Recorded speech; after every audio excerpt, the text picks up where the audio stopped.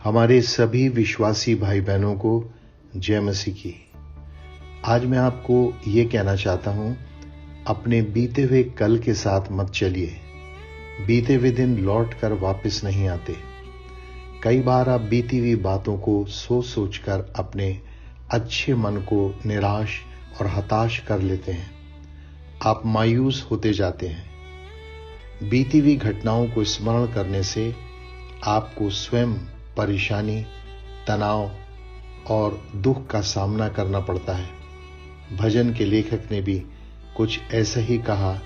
जब आप भजन 42 अध्याय पढ़ते हैं तो उसके 5वें, 6ठे और 11वें पद में लिखा है, हे मेरे प्राण, तू क्यों गिरा जाता है और तू अंदर ही अंदर क्यों व्याकुल है। नकारात्मक विचारों को सोचते सोचते भजन के लेखक के मन को भी ऐसा ही लगने लगा जैसे उसके प्राण निकल ही जाएंगे। कई बार आपका हृदय भी ऐसा ही हो जाता है जब आप बीती हुई असफलताओं और बीती हुई निराशजनक बातों पर मन लगाते हैं। आप व्याकुल होने लगते हैं और आपको समझ में नहीं आता कि आप क्या करें।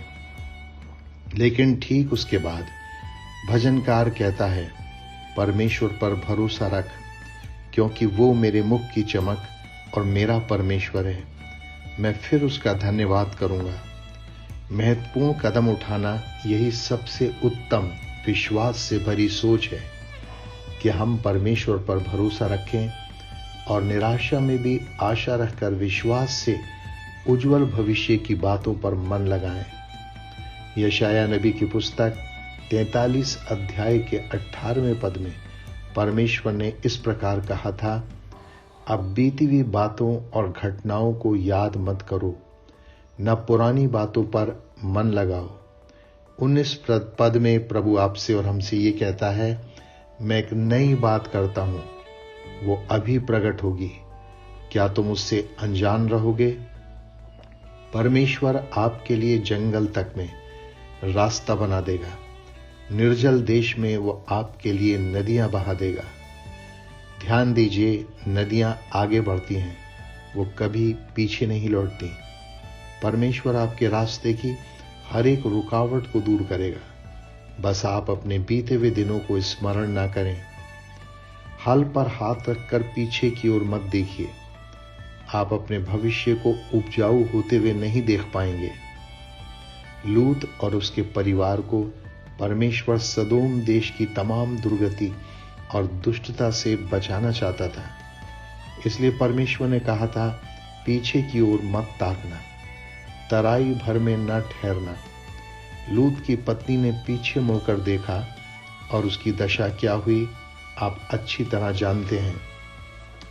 अपने अतीत को बदलने का असफल प्रयास न करें, जबकि आपके पास आगे देखने के लिए पूरा भविष्य पड़ा है।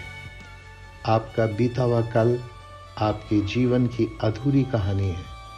इसे बदलना और इसे बेहतर बनाने की कोशिश आपके भविष्य को बर्बाद कर देगा।